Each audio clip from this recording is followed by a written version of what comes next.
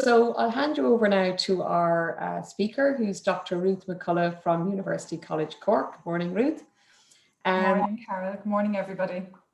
Ruth is a lecturer in physiotherapy in UCC, and she worked clinically for over 20 years in neurology and older adult rehabilitation before turning to academic work.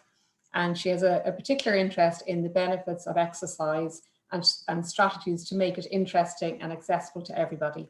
So I'll hand over to you, Ruth. Thank you very much, Carol. I think that bio sounds better than it really is. But I'm very glad to be here, and thanks very much for inviting me, Carol. And I really enjoyed putting this presentation together, and there were some snippets there that I found interesting, and I hope you find interesting. And, you know, the fact that you're tuning in to, you know, a webinar on exercise, hopefully there will be some stuff that is of value for you.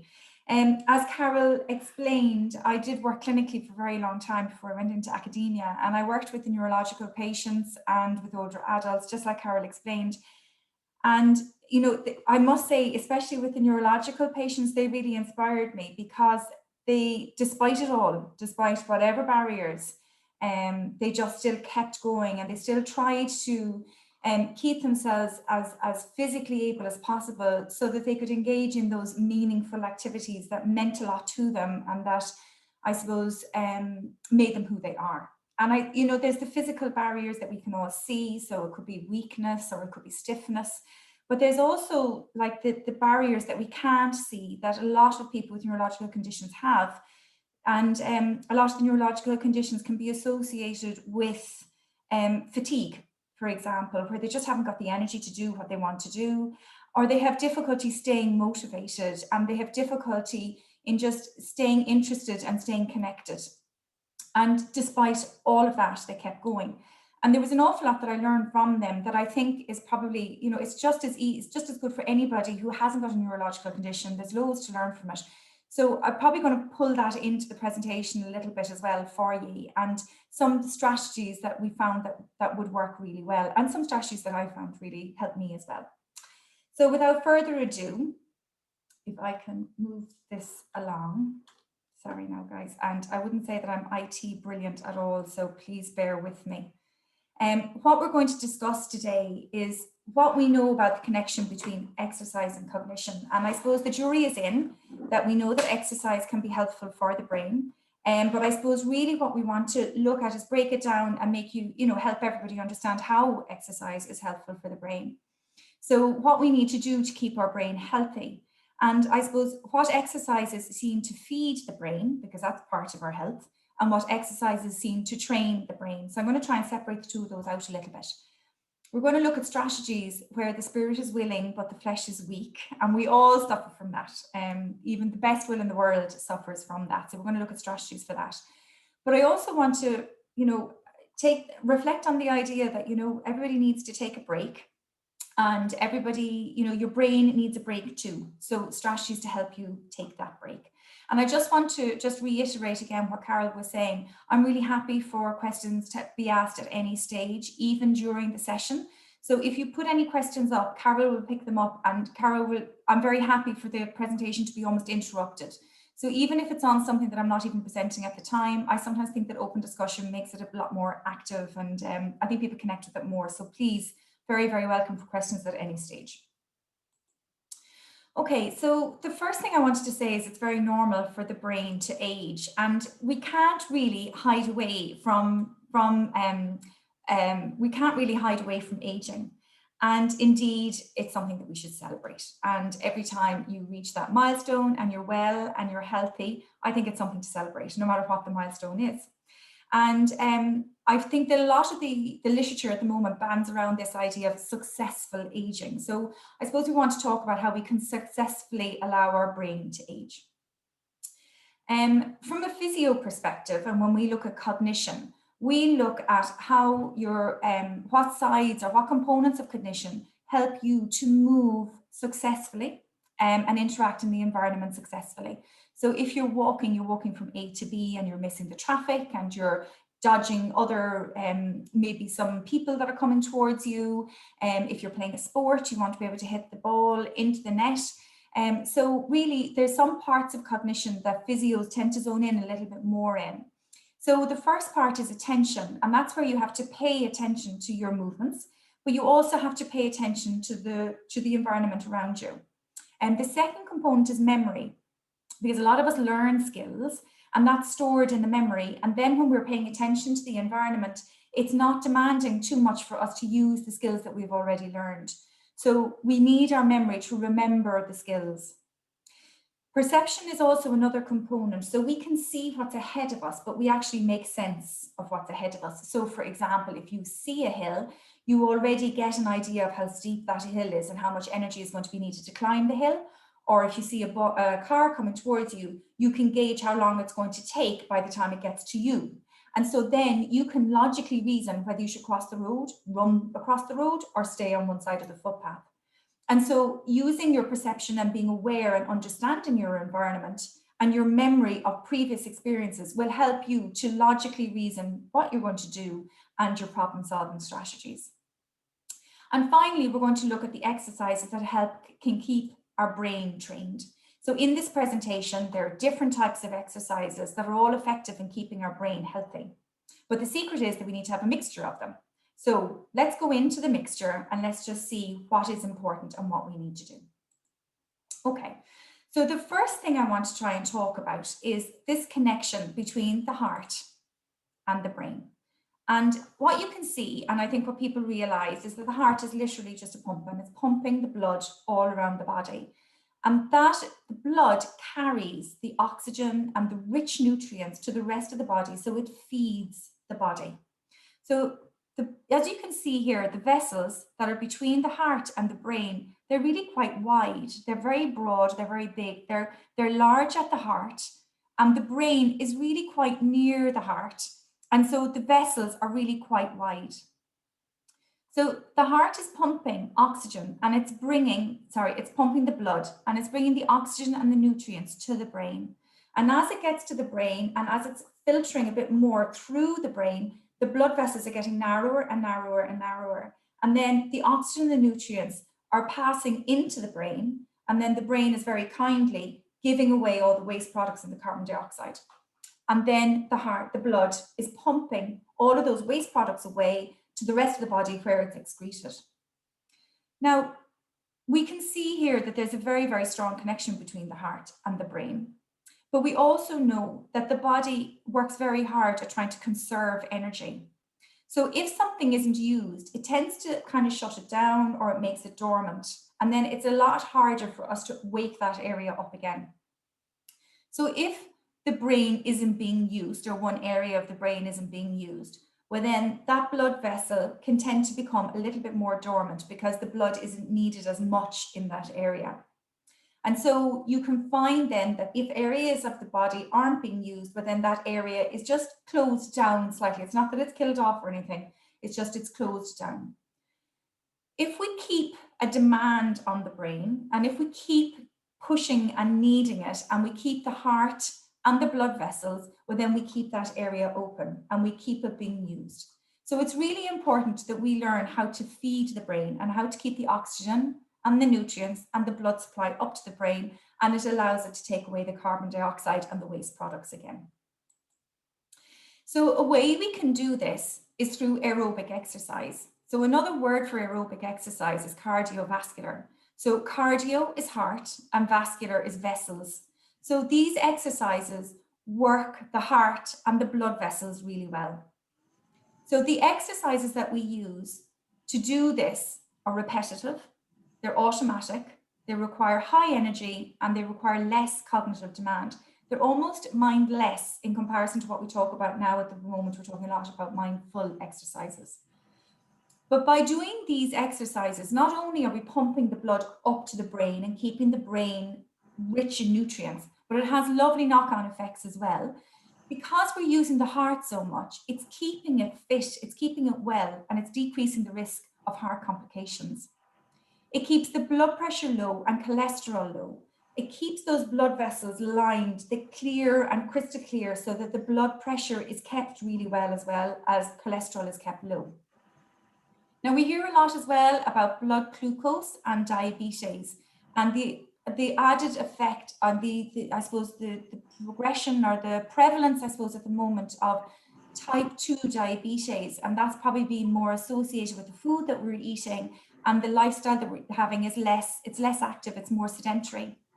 And we know that if you do a bit of exercise all the time, it can help you to maintain your blood sugar levels, especially after a meal. If you go and do a short walk afterwards, it can help stop that yo-yoing of blood sugars. It can help to keep them all quite stable. It also helps, we know, with our weight management.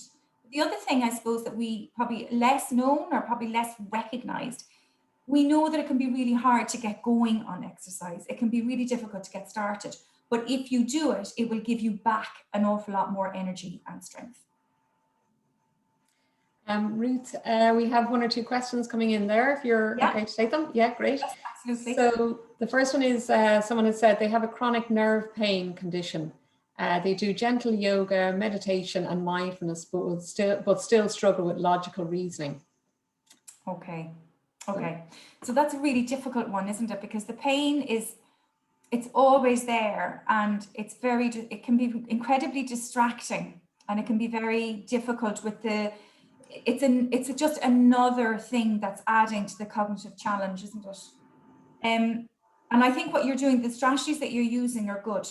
You know, mindfulness, the gentle exercise, gentle yoga, sort of stretching exercises, they're really, really good.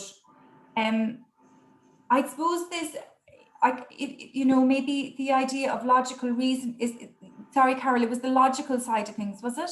Yeah, logical reasoning they struggle with, they said, yeah. Yeah, I don't actually know how we can, I mean, I still think from the exercise point of view, you're doing really well. But I suppose maybe there might be more strategies to help you to, I suppose, pay attention to that side, because there's always the distraction of pain. Yeah.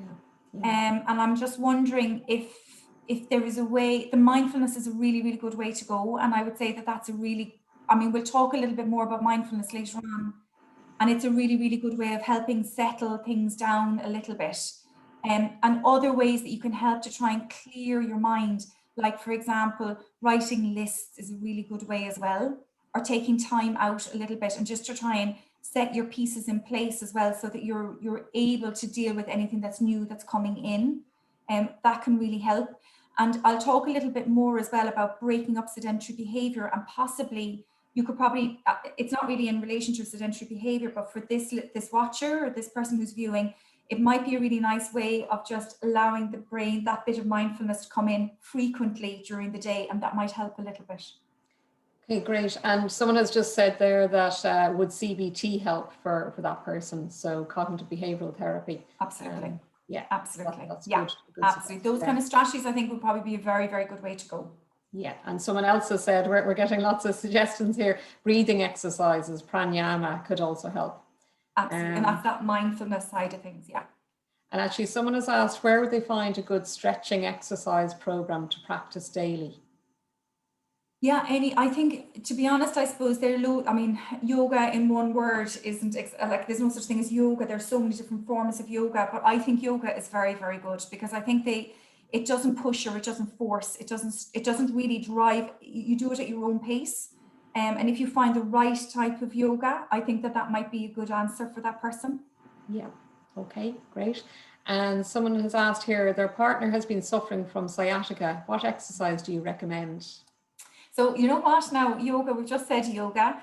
And I think the thing about sciatica is, and it's a bit like, I suppose that first person has got a huge amount of pain, but sciatica can be just there all the time as well. Sciatica can come and go, and that's normal. Okay, so it's the times that when the sciatica comes, when then you deal with it and it does settle down, and then you try and deal with it the next time. 2 things I'd say is very important is stretching and strengthening. And strengthening around the lower back and strengthening around the top part of your legs is very important. So around the hip region and around the glutes and around the hamstring region. So if you can get any advice on that, if you can get any guidance on that, an exercise instructor might be able to help you. A physiotherapist would be great, because they're able to deal with the pain and they know how to deal with the pain. And then once you go to I suppose the nice thing sometimes about going to a physio is that they will give you strategies to deal with it when it comes again. So you may be able to cope with it yourself without having to go back to the physiotherapist at that time. So it's an awful lot of the idea of physio sometimes can be much more about a self-help point of view. Yeah, great. Someone has made a comment here, a joint OT and PT program will be of huge benefit, they said. Absolutely, yeah, absolutely, yeah. There's quite a lot of questions and comments coming in, which is great. Yeah. Someone has said, I have MS and I'm 48. I'm walking the dog and doing yoga for exercise. However, I'm also studying for my master's and I would like to be able to have better brain/cognitive functioning, i.e. focus and productivity. Okay, I know, listen, and congratulations on, you're doing great. First of all, I'm waving a big flag for you because you've got an awful lot on your plate there, and don't lose the dog. The dog is really important, and I think I'm a dog lover, but I'm not a dog owner, and I would love to have one because I think they're fantastic for cardiovascular fitness. So that's really, really good. Mindfulness would be really good as well for you to just get that space. I did find when I was doing research with people with MS, I found that as they got more aerobically fit, their cognition and their fatigue levels seemed to drop down. I'm not saying that it's going to work because you know what it's like with MS, it's such a broad spectrum, but perhaps if you were doing definite, I'll give you more structure, more advice on how to do aerobic training, and you might be able to take that on board and that might help you to be able to structure it. If you're under the care of a physiotherapist as well, please go back to the physiotherapist and get more advice. And certainly do try and structure it into your day. Definitely get breaks and listen to your fatigue and get the breaks as you need. And again, we'll go through that a little bit more in this presentation as well. Great, thanks. And somebody has said yoga with Adrienne, which is ADRIENNE on YouTube, is very popular. I've actually heard of. Yeah, she's brilliant. Yeah, she so I believe. I have to say. And I really like Adrienne actually as well. And I only came across her a couple of weeks ago myself.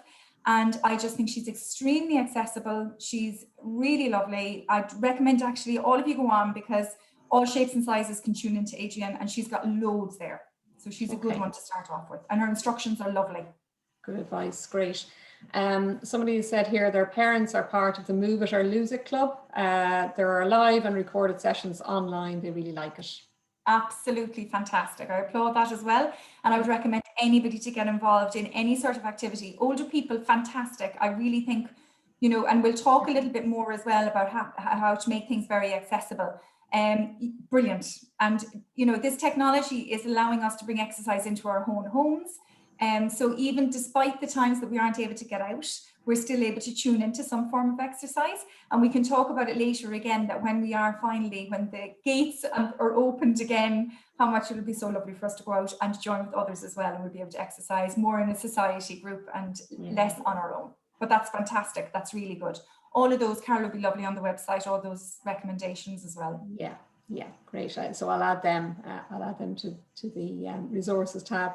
Somebody has mentioned Arthritis Ireland. I'm guessing that's probably a resource for exercises. Very, very good. A great resource as well, because all of these, if you have some sort of an ailment or a condition that's a barrier to exercise, all of these resources are really good because they can just give you the confidence and kind of strategies on how to overcome these challenges. Pain can be a huge barrier to exercise.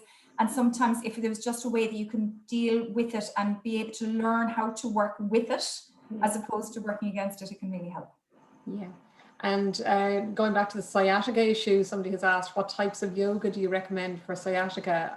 Are there different types for different issues? Yeah. Do you know what? I'm not a yoga expert at all. My husband is completely into yoga, and I've tried it, and and I'll go on to that later again. It's not really for me, so I'm afraid I'm no yoga expert. Yeah. But I would say for sciatica, anything that's to do like gentle. Okay, so very, very gentle. Whatever's the gentle ones. Definitely you don't want to irritate that sciatic nerve, and there's somewhere along the path of that sciatic nerve there's something that's kind of getting it a bit angry, and that's when you're getting your sciatica. So you want to go very, very gently with it, but you don't want the sciatica to prevent you from getting flexible and strong, and that's really what you want to do. You want to try and work within those confines as much as you can. Now, bearing in mind that sometimes when you have something like sciatica and it's been going on for a long time, developing a little bit of pain when you're doing the exercise sometimes should not be a barrier to doing the exercise. So working with the health professional throughout that can really, really help, because they can tell you that's okay, keep on going, you're doing fine, or else they might be able to tell you pull back and don't do any more. But it's when you're not sure, sometimes a health professional can really help you. Yeah, Great. So I might just ask you one more question, and then we might let you get back to the presentation, or we'll probably never get through it. Know your brand whenever, you know, whatever works for people. Yeah, okay. Would a maxi climber suit a person with back issues? I'm really sorry, I'm going to have to ask this person to describe a maxi climber to me, Okay. just so that I know for definite. But yeah. I think I think that I would say the take-home message for the people who have got back pain is that you work within the confines and you don't irritate it, but you still do have to do your strengthening and your flexibility. And I think a lot of the time people have got, you know, the pain can be a real barrier to them doing exercise and doing activity. And sometimes, again, with the advice and the guidance of a healthcare professional, you may be able to realize that it's okay to have that little bit of pain, but it shouldn't be preventing you, and you should be staying strong and you should be staying fit and healthy. So sometimes health professionals can help you there to overcome that barrier. Okay, great. And actually, there's just a comment here from it sounds like a yoga instructor, which might be helpful. It said lying spinal twist is really helpful in preventing the onset of sciatica pain. I have helped many of my yoga students deal with their sciatica pain. So lying spinal twist seems to be Great. helpful. Great. Okay, so we might take a pause on the questions. I know there's other questions coming in, and we can come back to them in a little while. Okay. Absolutely. And I said I'm really happy to take any questions whenever it suits you. Yeah, great. Okay, so just, I suppose, coming back again to aerobic exercise here, what we can see is that the exercise type is repetitive, it's automatic in nature, it's high energy, and it requires less cognitive demand. So anybody who participates in aerobic exercise, for example, some people really like jogging. You can see yourself that you kind of switch off from things. When you go out for a run, you almost kind of switch off from your running, and you don't really concentrate on the running, and you allow your mind to move along with thoughts that are going through your mind. And I suppose there's loads of blood going into your brain, but it's not being demanded a huge amount. And it's those times that sometimes you can get the best ideas and the best solutions for things when you're in that place, and there's plenty of blood going up to your brain, and these thoughts can come in, and it can be really useful. So the next thing I suppose you were asking is, how do I know if I am exercising at a cardiovascular level? So I found these on the internet, and I thought it explained things really nicely, and I thought it could be useful for you. So basically, with cardiovascular training, when you're working your heart and your blood vessels, you're making yourself more efficient at delivering oxygen and other nutrients to the rest of your body. So you're making that pump and those vessels work really efficiently. Okay, so you feel your heart rate and your breathing increase, but not so much that you feel you need to stop and rest. So you think running, speed walking, stair climbing, cycling, swimming, among other activities. Now, I want you to take the first part of this paragraph more than the second part. Sometimes if people consider running, they will think that their heart, their breathing increases so much that they must take a rest. Then you're beyond cardiovascular training. You must make sure that they're increasing, but not so much that you feel you need to take a rest. So if walking and then leading to power walking is making you feel your heart and your breathing increase, but you still don't need to stop, then you're cardiovascularly training. So it's not really the type of exercise, it's the feeling that you have at the time that tells you when you're cardiovascularly training or not. If you can get out 3 or 4 sentences in a row without gasping for air, it's a sign you're maintaining the intensity that's truly aerobic. So that's not hugely demanding, okay? 3 or 4 sentences. So that would mean that you could go for a walk, or you could go with another companion and you could carry out a conversation, and you can maintain that, and you're doing your cardiovascular training. So if you could do 3 to 4 sentences in a row, your heart rate should be about 60 to 70% of your maximal heart rate. Now, this is the bit where the mathematics kicks in, but not much. To find your maximum heart rate, you subtract your age from 220. And then you multiply that number by 0.6 for 60% or 0.7 for 70%. And then at that point, you've got your maximal heart rate. So if you're working at 60 to 70% of your maximal heart rate, you know that you're getting plenty of oxygen, plenty of nutrients to your brain, okay? But not only that, we're also trying to get this brain-derived neurotrophic factor to kick in as well. So what is this? Brain-derived neurotrophic factor is a protein with growth factors. It's involved in brain growth, especially in an area called the hippocampus, which is responsible for learning and memory. And it can increase the size and the complexity of our brain cells. And that means that our brain cells can link even more with other brain cells, and it can make the brain work more efficiently. Okay, what has the association with BDNF and exercise? BDNF has been found to increase 2 to 3-fold 1 or 2 hours after exercise. How does this happen? With your exercise, it releases ketones in the liver, and they help to release BDNF in the area of the brain responsible for learning and memory. And higher levels of BDNF are associated with greater size of hippocampus and improved memory and learning. So if you exercise, it helps to grow the hippocampal area, which is responsible for memory and learning, but it also helps for that to work well. So what they have found is that immediately after exercise, 1 or 2 hours after exercise, there's greater BDNF availability in the body. They've also found that people who do exercise continually or habitually, so it's part of their daily habit, they have found that there's better memory in that group of people, in both young and middle-aged individuals. So there does seem to be a strong link with exercise and memory and attention. The other thing that they noticed is that if you work out even a little bit more intensely, so you bring yourself up from 62% to 70% or 75%, you get a greater release of this BDNF as well. So we were talking that 60% feeds the brain, 60% also gets this release, but if you do it even greater or you bring it up to a higher intensity, you get even more of this BDNF release. So how do we know what intensity we're working at? So a lot of health professionals will ask us we use this Bork rate of perceived exertion because it means you don't have to take your pulse or your heart rate here. And what you do is you use your breathing as an indicator of how intensely you're working. So if you're working at an aerobic level, it really was asking you to stay in the blue or the green levels. So at 60%, we can see that our breathing is deeper, but it's still comfortable and conversations are possible. If we're working a little bit more up to our 70%, we're aware that the breathing is harder and it's more difficult to hold a conversation. Now we can still even push into a little bit more of 75 and 80%, okay? When we mean that the breathing is getting hard and it's getting a bit more uncomfortable. But all of those, the blues and the green, mean that we can maintain that activity over a longer period because we're not needing to stop and take a break. But if you go down here into the oranges and the reds, this is much more about a high intensity and you have to stop. So it's shorter bouts of high intensity exercise in the lower part of the Bork rate of perceived exertion. Whereas what we're saying for cardiovascular training, it's up here at the blue and the green.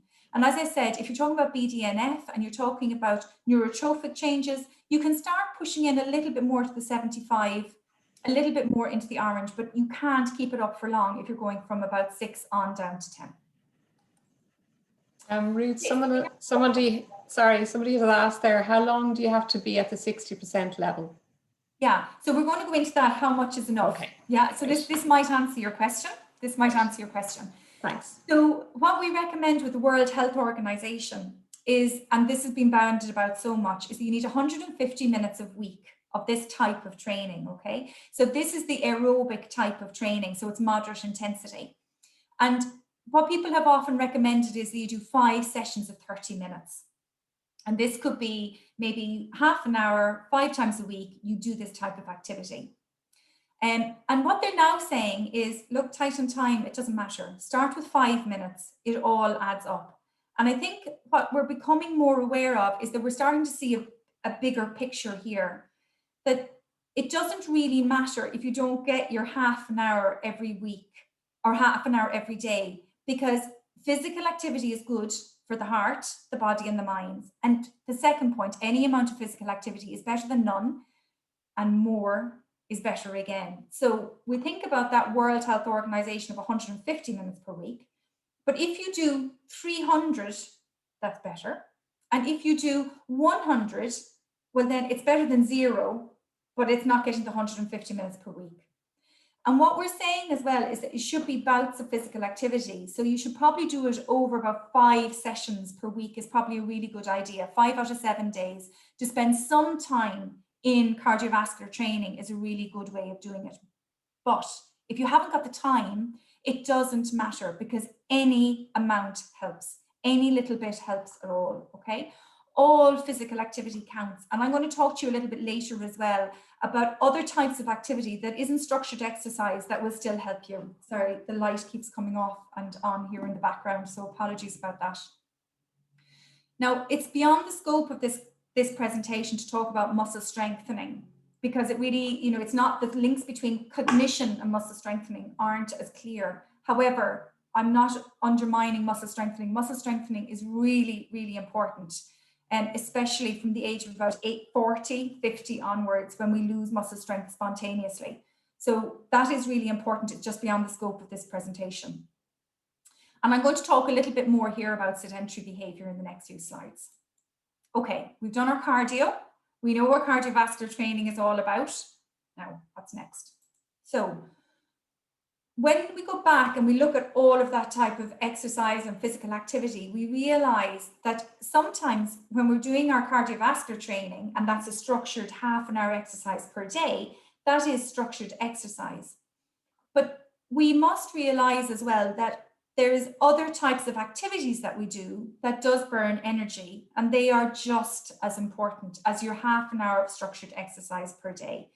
And they have a very posh way of calling it here. And what they really mean is, if it's not structured exercise, but it's still activity, it can be called NEAT. Okay, so what is it about NEAT? If you think about your hour of exercise every day, and I'm only saying to do a half-an-hour every day, that's 4% of your day. But what are you doing for the rest of the day?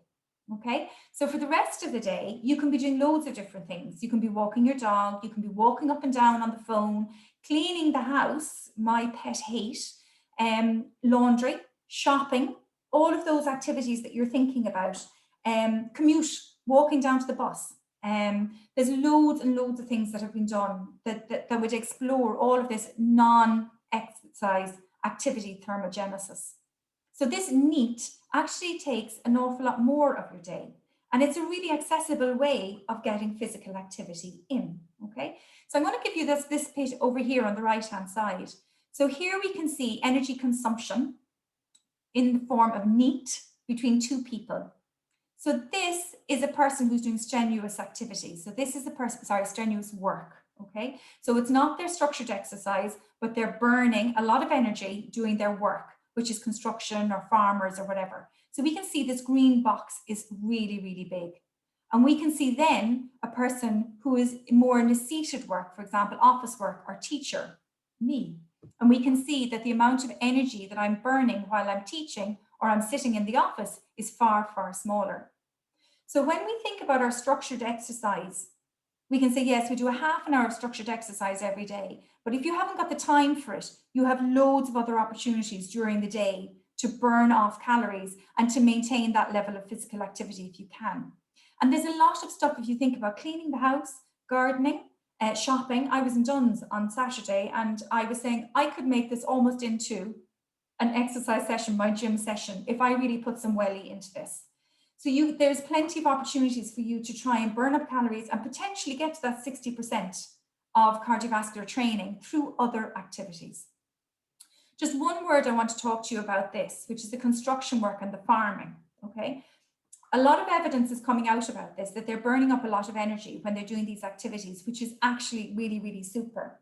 But the thing that we're noting is that the physical activity during work means that there's less downtime. There's less time for your body to recover from doing your physical activity. So if you're farming or if you're doing construction, you're constantly solidly at it for about 8 hours, okay? So there's less time for the body to just rest and recover from your exercise and your physical activity through work. And what they're finding is that people need to be fit enough to do their job. So if your body isn't strong enough or fit enough to do this construction work, your body may pull back from that and push back from that a little bit. So the take-home message from that is, if you are doing work that is more to do with strenuous work, make sure that you're cardiovascularly fit enough to do that job. Ruth, there's a question here. Wouldn't the BMR for the person doing the strenuous work be higher? Yes. The BMR, yeah. So I think they must be referring to your graphic there. Would you expect that to be higher?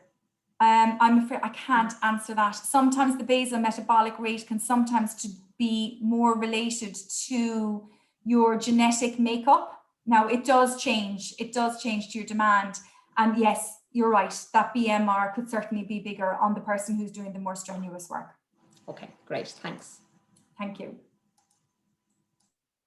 So if we think about that opportunity of, bringing more activity into our day, and we're also thinking about this other problem, the sedentary behavior. So sedentary behavior must be addressed separately to our 30 minutes of cardiovascular training every day. And we must try and think about breaking up our sedentary activity and thinking more that kind of sits more into neat rather than your cardiovascular training and your 30 minutes of structured exercise every day. So with the sitting disease, this has become really quite big, I suppose, maybe in the last 10 or 15 years. And it really came from in Australia, where they did a lot of research on amount of time the kids were spending on screens. And they were measuring sedentary behavior by measuring the screen time that the kid was spending on the screen. And then I suppose it spilled over more into the adults as well, and how much time we're spending sitting in front of the computer. Now, this 3 hours of activity, I would almost nearly question that at this stage. And I would wonder if we are spending 3 hours of physical activity per day as well. In one study that I was doing, I was using an accelerometer that was measuring sedentary behavior, my sedentary behavior. And this was when I was working in the hospital. And I had the accelerometer on in the day when I was in the hospital and I was running around from ward to ward. I came home. My kids at the time were quite young. My youngest was 2. And I was running around after them, kicking football out in the green, made them dinner, sat down, had the dinner, went to bed.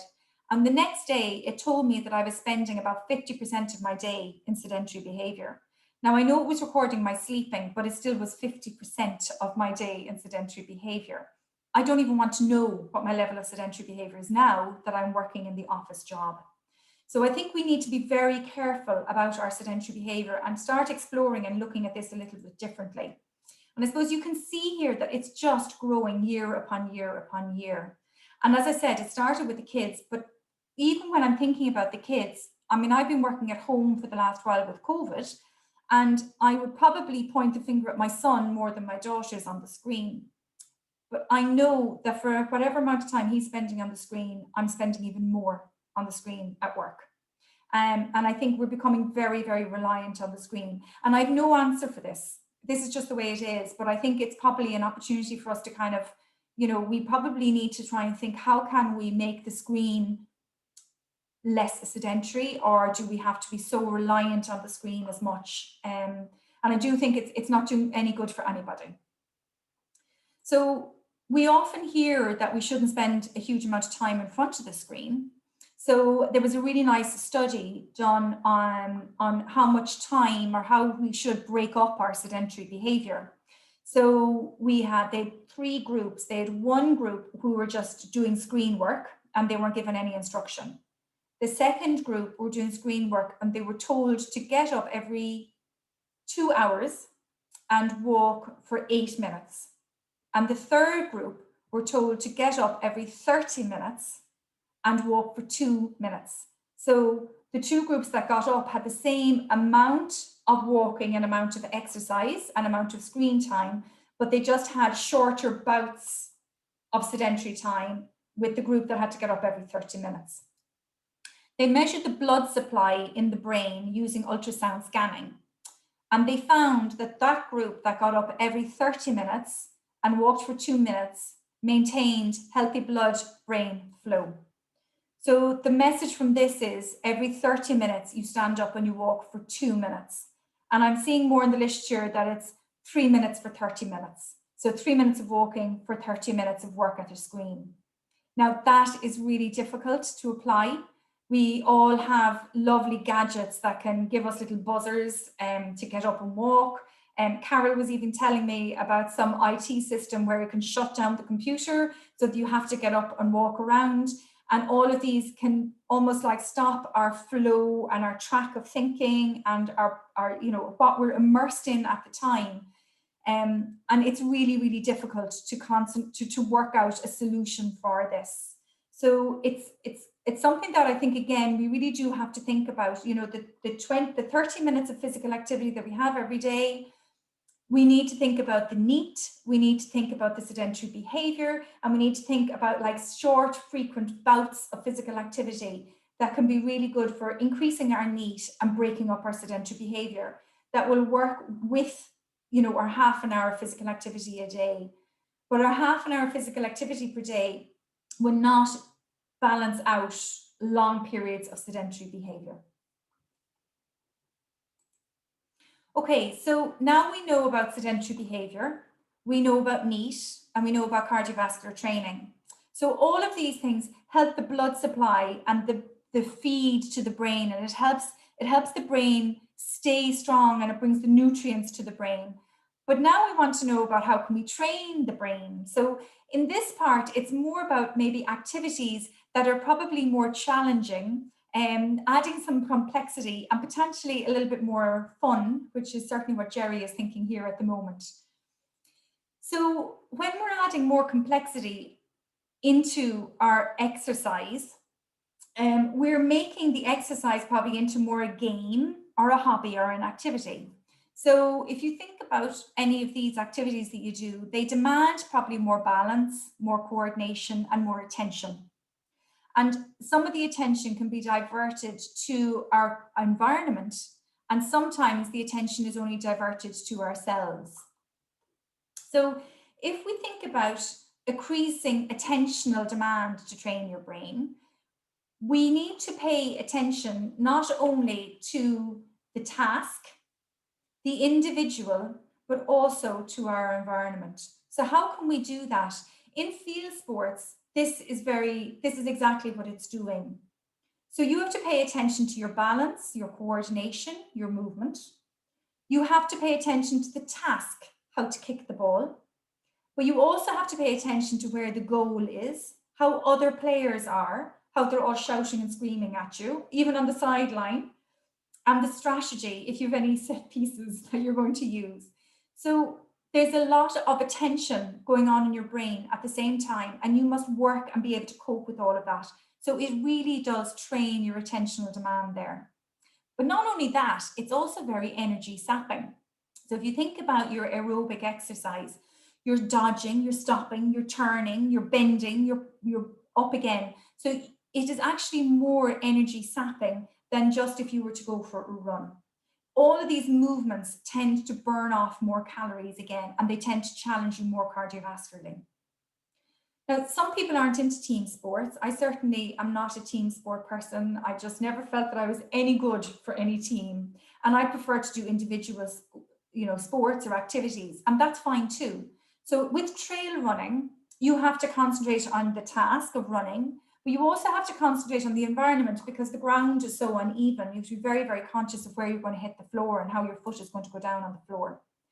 In orienteering, there's definitely a strategy. You're running against the clock, you have uneven ground, and you're trying to find the marker. So there's an awful lot of concentration again, and cognitively challenging there. And again, if you want to take it if you're not going to be running, golf can be another way, because you are constantly, it is a lovely aerobic exercise. You're pulling the bag along, and as you're hitting the ball and moving around and doing a lot of walking, you're definitely walking at that cardiovascular level, but you're also thinking about that strategy, and there's a huge amount of skill in golf, and you're constantly working on that task and where you are in relation to the environment. Now, sports isn't for everyone, but there's a lot of other activities that you can do that are just as good for training your brain. And there's a huge amount of evidence coming out to say that dancing is really, really effective for brain training. So again, if we're thinking about the task, the environment, and the individual, With the task, you have to learn the steps and then you've got to produce the steps. So that's really challenging to your memory and learning the movement. In the environment, not only do you have to pay attention to your skills, but you have to match them to your partner. So your stepping has to match your partner. So you're very aware of what your partner is doing. You also have to be in tune with the music. And if it's something like set dancing, you have to be aware of the other groups that are coming in and moving out with you. For you, you've got to concentrate on your steps and your timing. And again, it is energy sapping, changing direction, stopping and starting. Everybody knows they had a good workout after a good dance session. And again, if you want some space and you just don't want to be in the crowds, gardening can be just another step of how to do your brain training. So again, cardiovascularly, you're standing up, you're kneeling down, you're digging, you're weeding, and weeds do not come out, and they're always furrowing along, and you're trying to work out where the weed is going and you're trying to chase the weeds. Pushing and carrying heavy equipment, and you're dragging away all heavy bags.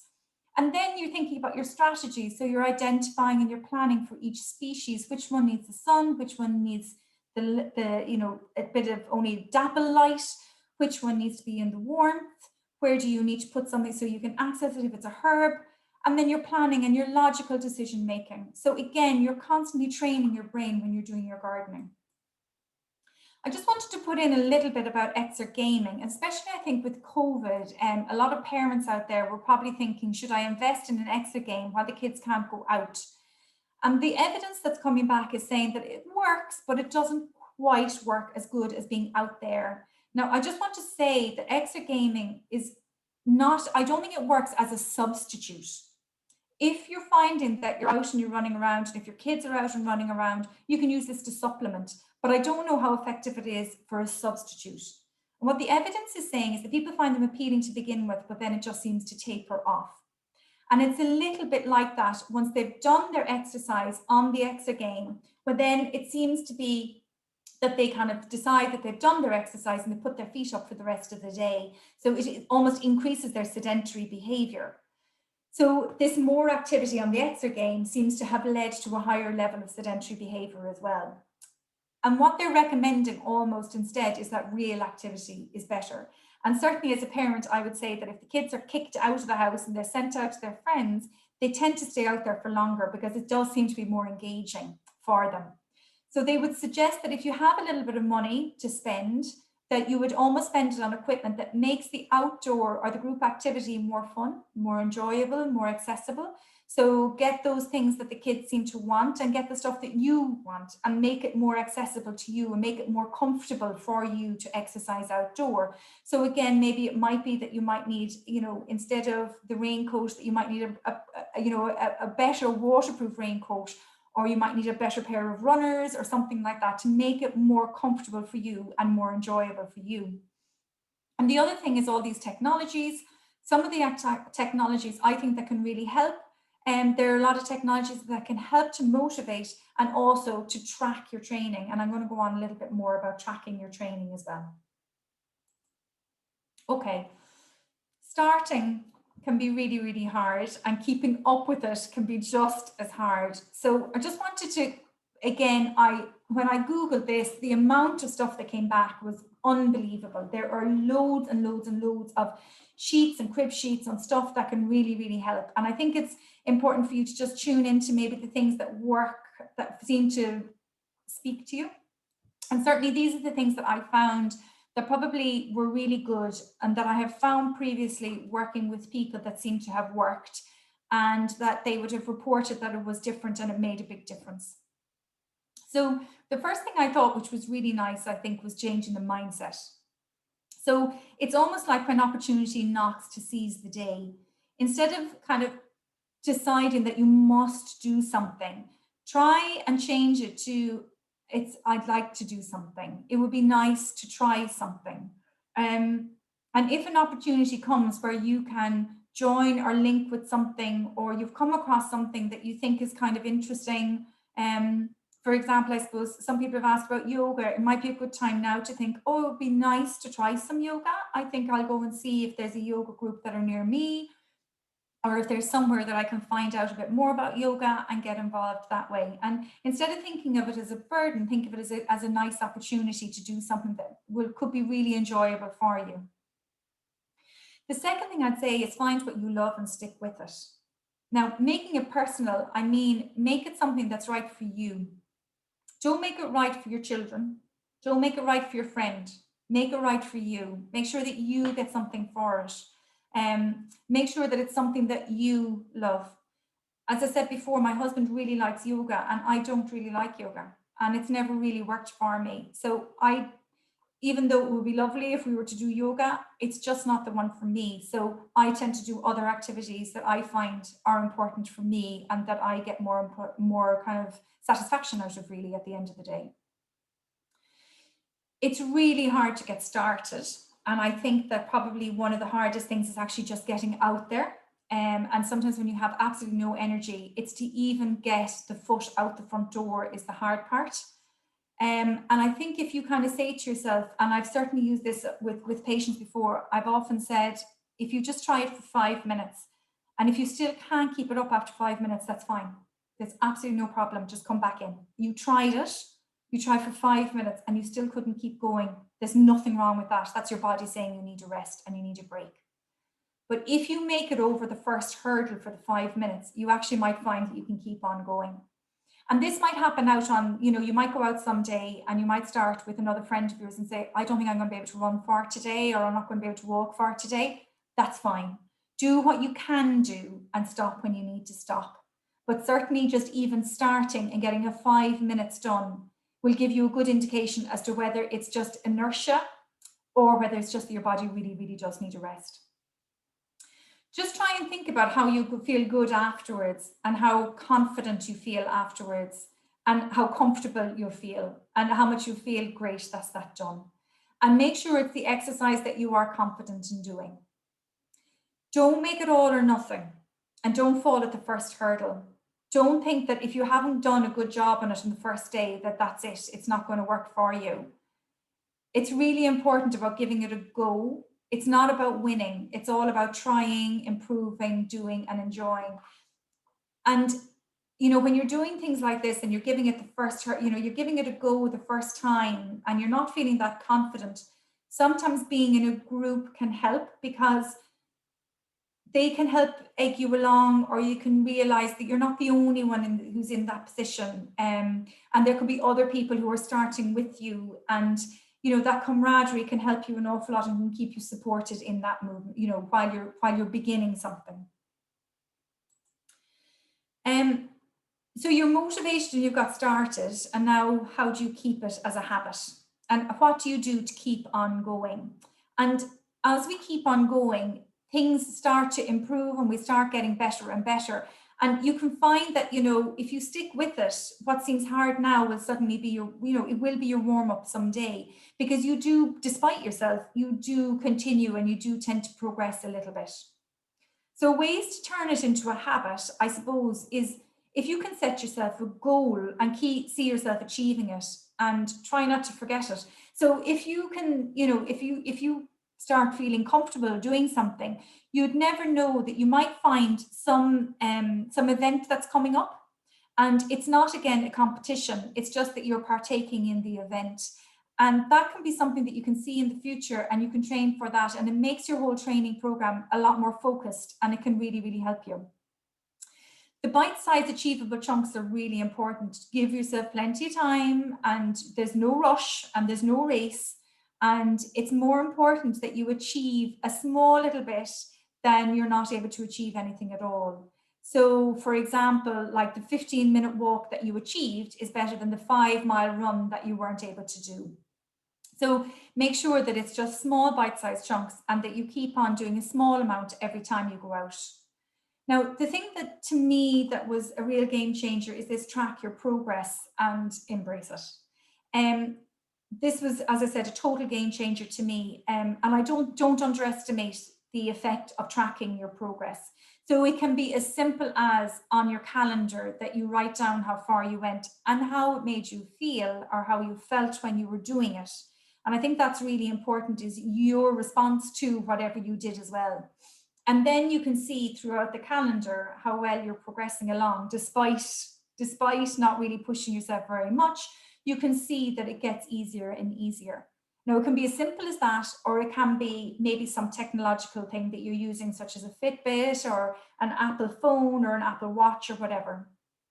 On your mobile phone, you can put some apps that are available as well for walking or for cycling or running. You can record them, such as Strava, which is something that you can put on for free, and you can just save everything, and you can see how much you progress as you go along.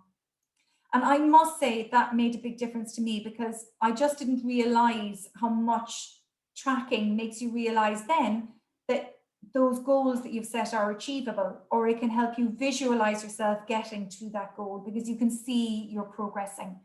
So commit yourself to tracking any progress that you're making. Definitely be patient with yourself and don't judge. There are good days and there are bad days. It won't always work out, and that's normal and it's okay.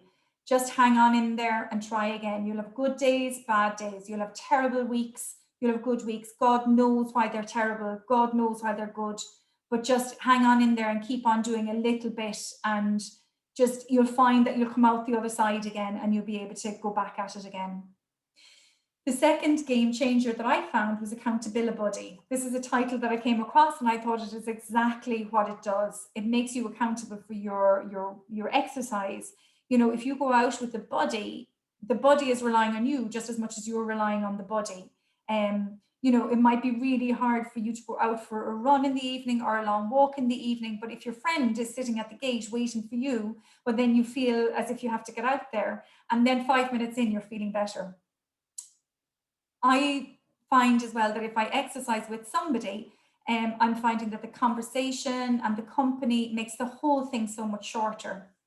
And I think working with a club is really good. And I've never come across a club that isn't welcoming, with broad open arms. No matter how rubbish you are, they really welcome you. And when you're there, you realize that there are others that are equally as rubbish as you are. And that you can just work away with them. And likewise, the people who are really competitive, there's another person who has the competitive streak with them, and it makes it so much more fun for you. There are some people that won't find their accountability buddy. It's not as easy. Sometimes it's really difficult to find somebody to work with, or you may find that you haven't got the confidence.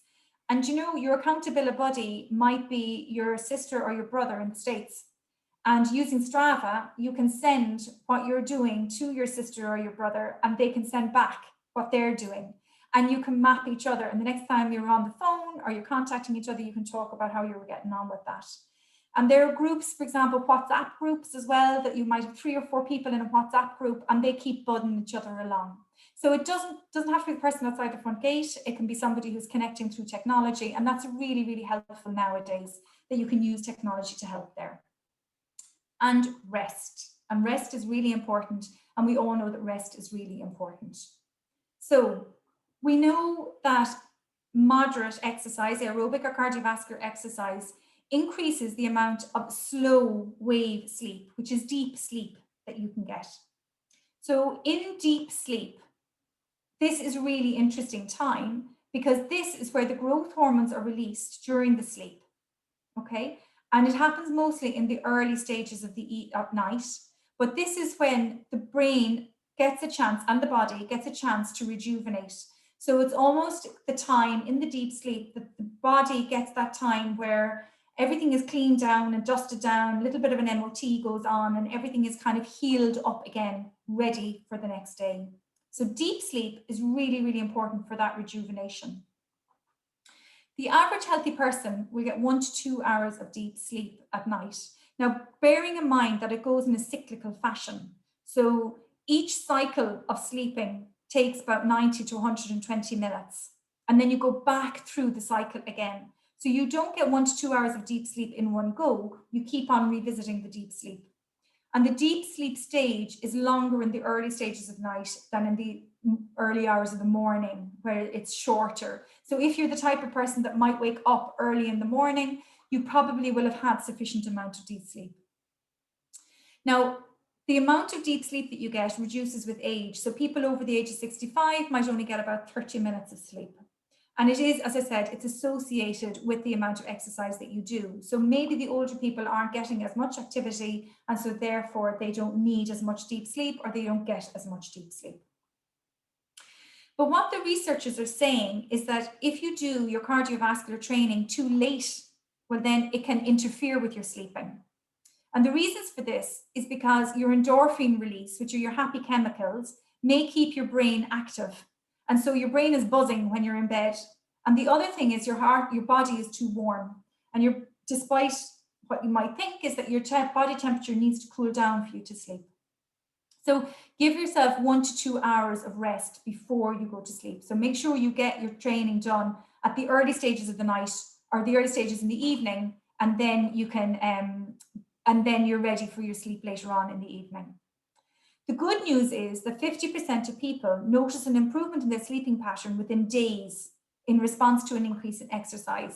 And I can definitely go along with that. You usually find that when you're exercising and you do an increase in cardiovascular training exercise, and you might push into a little bit more, you're tucked up in bed a lot earlier, and you need a good night's sleep to get ready for the next day. Now, that excessive tiredness does settle down as you get fitter, but you still sleep better. And then if you don't get that exercise, you find that you do sleep lighter and you don't wake up as refreshed in the morning if you don't do your moderate amount of exercise every day. The other time that your brain might get a chance to rest is through mindful movement. And I suppose we were having a lot of conversations in the early stages there about mindful movement. And mindful movement means that you pay attention to your movements. You observe and you concentrate the movement production and quality. So your focus of attention is on the task and you, not the environment, because the environment has been made quiet. Usually with these mindful movements, the rest of the environment is completely out of your mind. You are gone into a quiet room, or if you're doing mindful movement somewhere public, the public have not, the rest of the environment has nothing to do with your movement and how you're producing that movement. It can be linked to your breathing, and certainly in yoga and in Pilates, they definitely link things to your breathing, and it's an incredibly powerful way of definitely getting your mind connected to your body. It's incredibly powerful. So for example, what they might say is, as you inhale, you move your arm up, and as you exhale, you move them slowly down again. Remembering that exhaling takes longer than inhaling. So it does really help to sort out that timing and the sequencing, and the movement is much, much slower, and it's much easier then for you to engage in the movement and to produce a really successful movement. The movements are simple, they're not pushed, and you find that the movements become better and easier as the body warms up. And you don't need to do a cardiovascular warm up. With the stretches, your heat is released from the muscles, and so your body warms up simply from the stretches alone. Now, this mindful movement, the evidence suggests that you can improve your mental reserve. So what does that mean? It means that it gives your mind a chance to just let everything settle, okay? So as your mind lets everything settle, it gives the mind more space to cope with and adapt with any other new demands that are coming in. So it gives that space. So if you do mindfulness a couple of times during the day, well, then it will allow your brain and all those thought processes that are going on and all that noise to give it time to settle, to allow new stresses, you can cope with new stresses and new information that's coming in. But the other great advantage is that it improves attention, awareness, mental efficiency, we can all do with that, and memory. So mindful movement can be really, really good. And it doesn't only, I've adapted this for exercise here, but mindfulness can produce all of these positive effects. But you can do exercise with mindful movement as well. So the final slide is really just a conclusion of everything that I've spoken about today. So on the top right-hand corner, feeding your brain. This is where we're talking about aerobic exercise, cardiovascular training. We're talking about 150 minutes per week, and it's bringing oxygen and nutrients to every area of your body. So it's feeding your brain. The other side that we need to think about is breaking up that sedentary behavior. And that's really important to think about a little bit of exercise. Remember, 3 for every 30. We can also think about our NEAT. You don't have to go to the gym to burn off activity, to burn off any calories, which I'm not talking about calorie burning really here. I'm talking about how we can feed and make sure that the blood and the nutrients are being brought to the brain. But a lot of the activities that we can do can bring us to that moderate level of physical activity that we need for the nutrients and the oxygen to be brought to those areas of the brain. And we can talk about breaking up our sedentary behavior. Then we can also talk about challenging our brain, making it more of a game. And this is where we need to engage in activity a little bit more. So we need to focus attention and think about the strategy, and our attention and our concentration and our memory is brought to you, the task that you're doing, and the environment. You don't have to be into sports for this to work. We have found a huge amount of evidence to say that dance can be really effective, and Tai Chi, anything that involves your concentrating on you, the task, and the environment. So gardening, any other form of neat activity can be really good. Orienteering and trail walking can be really good as well, because it involves, once again, the attention is brought to you, the environment, and the task that you're doing. There is loads out there to suggest ways and strategies to help you stick with it. And the ones that I would find have been the game changers are bite-sized chunks. Make sure that the small amount is achievable and that you can tick it off and that you can continue on that flow and making it into a habit. It doesn't really matter how much you do. It just means that you've gone out and you've done that little bit. Tracking your progress, don't underestimate it. It can be really, really powerful. And the accountability body, well, you don't need me to tell you how effective that can be. And finally, everybody needs their rest and their recovery. And we know that moderate levels of physical activity can help deep sleep. And deep sleep helps your brain and your body to rejuvenate. And it allows all of those growth hormones to kick in nicely there. And your mindful movement allows your mind to settle what's in the mind already and allow space so that you can deal with any new stresses that are coming through for the day. So I hope you've picked up some snippets throughout this talk, and thank you very much. That's great. Thanks very much, Ruth. That was really interesting. There was lots of really helpful information there. So I hope people found that helpful for themselves. Still lots of questions, but we might just pick a few because I'm conscious of the time as well. There was a lot to get through there. So someone said that you said there's an improvement from exercise for young and middle-aged, but what about improvements in the brain from exercise for the elderly? Oh yeah, sorry, yeah. And absolutely, I should have put that in. That's my mistake entirely. Oh, there's loads. There's absolutely loads to say. It's really, really good for the older people as well, right up to people in residential care settings. Yeah, great. Okay, thank you. And how can you get someone with dementia to understand what you say? I don't know if you have any advice around that. Oh, listen, that is that's a really, really good question. And it's a whole presentation in itself. Now, I think there's a lot of research out there, and it's an area that my colleague, Tricia Sullivan, is really, really good in this area. She's very good at working with people who have dementia. Yeah. But I think certainly from talking to her, what seems to be the best way for doing it is certainly they prefer learning tasks through error-less learning. So not identifying the mistake can help, because what people tend to do is they remember the mistake as opposed to remembering how to fix the mistake. Yeah. So if there is a way that you can set it up so that it's error-less, it's easier for them to deal with it.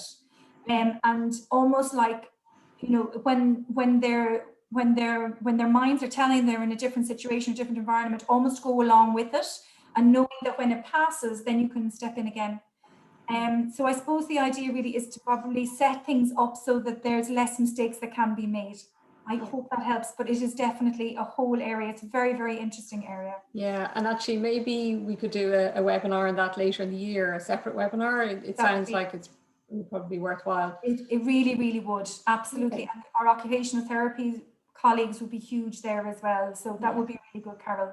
Okay, great. We might look at that for later in the year. And so I'll just put one more question to you. And I suppose a few people have asked this in different formats. So is walking enough exercise? On average, 8,000 steps a day. Now, I know you've touched on this, but does one really need to do more strenuous exercise, such as speed walking or jogging? And someone else had mentioned HIIT and that kind of thing. Yes, so I suppose to maybe... Yeah, no, that's really good. That's really good. And okay, and this is the kind of question I think that everybody has to ask. So I'm going to bring it back again. The type of exercise is not as important as that little Bork rate of perceived exertion that I was telling you about. Can I scroll back, Carol? Can people still see the slides? Yeah, we can still see them. Yeah. Okay, so if you're trying to do your cardiovascular training, try and think of this. Now, if you Google it, it's everywhere. So go into images and you can Google your Bork rate of perceived exertion. You don't have to take your heart rate or anything. So if you're walking at a level where you feel that you are breathing deeper, but you're still comfortable and your conversations are possible, you're aerobically training.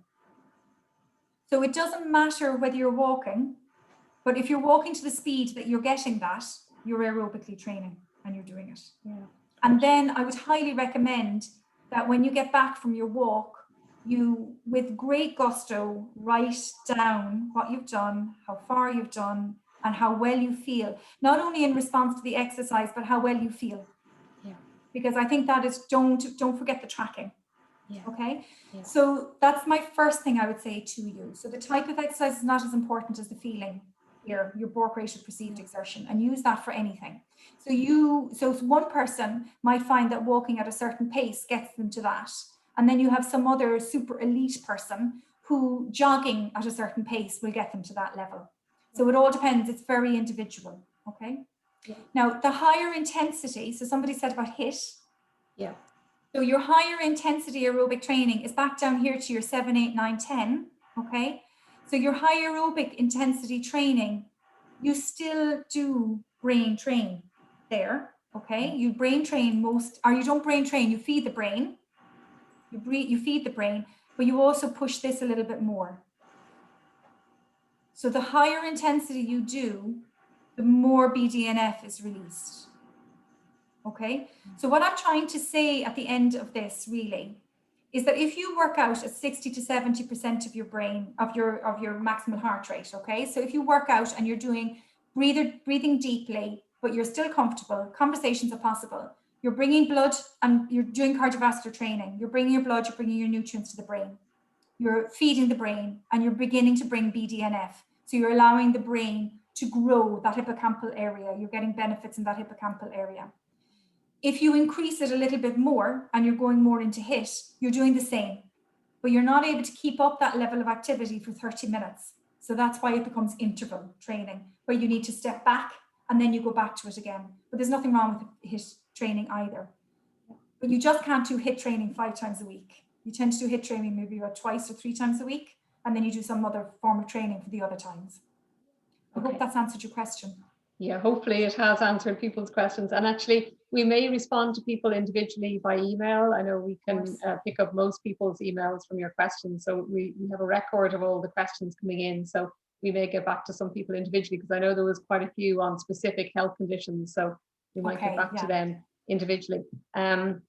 We'll also put, I know there's been quite a few recommendations of different resources from yourself and from some of the attendees as well. So I'll put them together. I'll work with you, Ruth, and maybe we might do a list of, websites and links and that kind of thing. So we'll share them on our website, dementianetwork.ie, under the resources tab. So that will be over the next few days. We'll have that for you.